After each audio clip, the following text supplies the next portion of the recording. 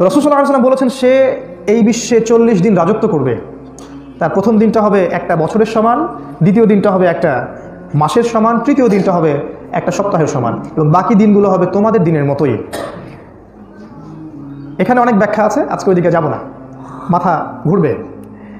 সহজ কথাগুলো বলছি। রাসূল সাল্লাল্লাহু আলাইহি ওয়াসাল্লাম বলেছেন সে যখন পৃথিবীতে শাসন করবে তখন ইহুদিরা তাকে ফলো করবে। সহজভাবে বললাম। তিনি বলেছেন যখন সে বিশ্ব শাসন করবে তখন মহিলারা তাকে ফলো করবে। মহিলারা তাকে ফলো করবে। তিনি বলেছেন দাজ্জালের সবচেয়ে শেষ অনুসারী হবে এক শ্রেণীর নারী, এক শ্রেণীর মা, এক শ্রেণীর বোন, এক শ্রেণীর স্ত্রী, যাদেরকে মুমিন স্বামী, ভাই বা পিতা দাজ্জালের ফিতনা থেকে বাঁচানোর জন্য ঘরে বেঁধে রাখতে চাইবে, কিন্তু কিছুতেই তাদেরকে বেঁধে রাখতে পারবে না। তারা বাঁধন ছিঁড়ে বের হয়ে যাবে, দাজ্জালের সঙ্গীতের সাথে তারা নাচবে। দাজ্জালের সাথে মহিলাদের সম্পর্কের দিকে আসছি আমি, তো সময় দেন। দাজ্জাল সম্পর্কে রাসূল আরও বলেছেন যে সে এক হাতে জান্নাত নিয়ে আসবে, এক হাতে জাহান্নাম নিয়ে আসবে। যে ব্যক্তি তার জান্নাতে প্রবেশ করবে সে মূলত জাহান্নামে চলে যাবে, আর যে ব্যক্তি তার জাহান্নামে প্রবেশ করবে বা যাকে জোর করে সে জাহান্নামে প্রবেশ করাবে সে ব্যক্তি সরাসরি জান্নাতে চলে যাবে।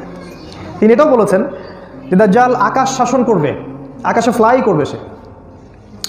তিনি বলেছেন সে এমন একটা গাধার পিঠে চড়ে ঘুরবে যে গাধার কান হবে অনেক লম্বা, এবং সেই গাধার পিঠে চড়ে আকাশ শাসন করবে। দেখেন সাহাবীদেরকে যদি রাসূল বলতেন যে দাজ্জাল শোনো, ওমর রাদিয়াল্লাহু আনহু শোনো, দাজ্জাল এয়ারক্রাফটে চড়ে ঘুরবে, ওমর রাদিয়াল্লাহু আনহু প্রশ্ন করতেন এয়ারক্রাফট আবার কি ইয়া রাসূলুল্লাহ? যেটা তখন বোঝানো যেত না, তখন সেই ভাষা তিনি ইউজ করেননি। এখন আমরা বুঝতে পারি যে আকাশ শাসন করতে হলে এয়ারক্রাফট শাসন করতে হবে। যত রকমের প্রযুক্তি আছে আকাশের সব প্রযুক্তি দাজ্জাল নিয়ন্ত্রণ করবে। তিনি বলেছেন সে বৃষ্টি দিবে, যে তার প্রতি ঈমান নিয়ে আসবে সে তাকে বৃষ্টি দিবে, যে তার প্রতি ঈমান নিয়ে আসবে না তাকে মিথ্যাবাদী, প্রতারক বলবে, সে তাকে দুর্ভিক্ষ দিবে। যে ব্যক্তি তার দাসত্ব মেনে নিবে তাকে সে অর্থনৈতিকভাবে প্রোগ্রেস দিবে, আর যে ব্যক্তি তাকে চিনতে পারবে, তার বিরোধিতা করবে, তাকে সে দুর্ভিক্ষ দিবে। পুরো রাষ্ট্র এবং পুরো জাতিকে সে ধ্বংস করে দিবে। সে পৃথিবীর যত খনি আছে, মূল্যবান ধাতু যেমন সোনা, রূপা, হীরা, তেল, এগুলো তার কাছে থাকবে, এবং যে তার প্রতি ঈমান নিয়ে আসবে সে এগুলোর মধ্য দিয়ে তাদেরকে ধনী করে দিবে, স্বাবলম্বী করে দিবে। রাসূল সাল্লাল্লাহু আলাইহি ওয়াসাল্লাম আরও বলেছেন সে মহামারী দিবে।